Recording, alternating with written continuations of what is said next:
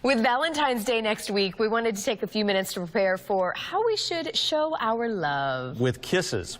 That's the secret word for this segment. In addition to loving your intimate partner, you should also show love for your friends and family. Which we're going to learn here. That's an American thing. Our etiquette expert Sharon Schweitzer is back to give us some tips on pampering that special someone. Good morning. Good morning. Happy early Valentine's Day. Thank you, Carly. Happy early Valentine's to you and Jerome. Yeah, you were saying that we do Valentine's much differently than the rest of the world.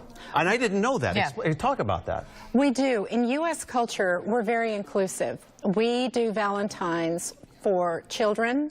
We do it in classrooms. We do it among friends, significant others, spouses. We even have bromances. But in Europe, it's not like that in Europe. No, though. it's not. What do they do? Well, in Europe, it's very different. For example, in the Czech Republic, they did not celebrate Valentine's until after the Velvet Revolution in 1989 because they were more concerned with other things. In Italy, they have little kisses, little baci, and baci means kiss in Italy, so they give each other little chocolates, but it's only between lovers, spouses, significant others. Children do not celebrate Valentine's in Italy. And the same in Germany and in France. It's an adult holiday. Well, I love that we are kind of celebrating love, no matter where you're getting it from. I mean, it is a cool thing that we do here, even though we were talking about it's, you know, the cards and the candy can be a little much. Well, it's wonderful because I think it's a great way to spread love, joy, and happiness. And there's so many creative ways we can do it in the U.S. It's part of our U.S. culture to celebrate Valentine's. I say we own it. Let's do it. So how should we be celebrating love with no matter who you're with?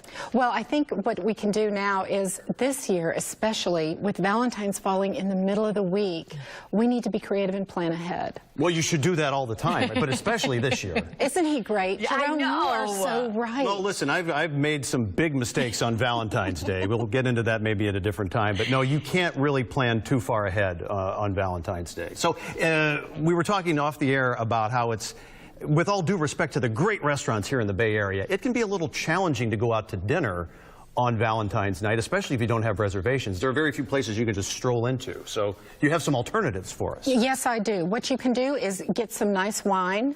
So you could go out and get some wine, maybe something that your spouse really likes. What do you have the wine in? What is this exactly? Is this an ostrich leg? What is well, yes, it's a furry friend. It's a furry friend. You could put, you know, get something that you think will be entertaining and a conversation piece for your dinner. You could stay home. You could do some carry-out. You could go to your favorite restaurant. Many times your favorite restaurant will do a carry-out. They love to do that, but order in advance. Sure. Order in advance. The other thing people like to do is do something on the 13th. Or the weekend before. Well, that's where we say maybe stay in that night and then go out to dinner maybe another night. But I think, you know, especially with ladies saying, oh, I don't care about Valentine's Day. Don't listen to them. That is the biggest lie in the world. Every woman loves Valentine's Day. But I think, wouldn't you agree, though? I think as long as women thought or some effort put into something. That's right. You can go and get a bag with some nice little hearts on it and put some tissue paper in it. You can go get fresh flowers. You know, women love jewelry. And there's some pretty little bags over there by you, Carly. You can put some nice jewelry in it. There's wonderful jewelry you can buy. Women always love jewelry. And if you're going to be traveling on business, like so many people do, then get a card.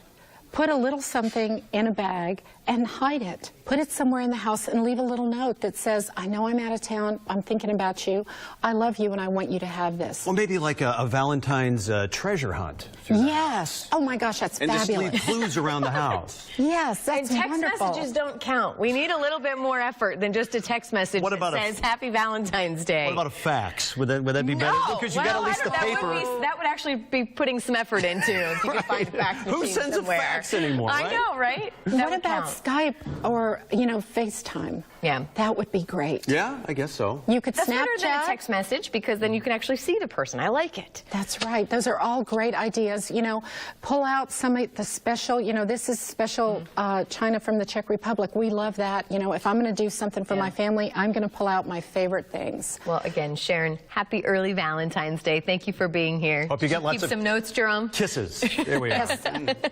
Got to do this on Valentine's with your spouse. Write it all down. All right. And if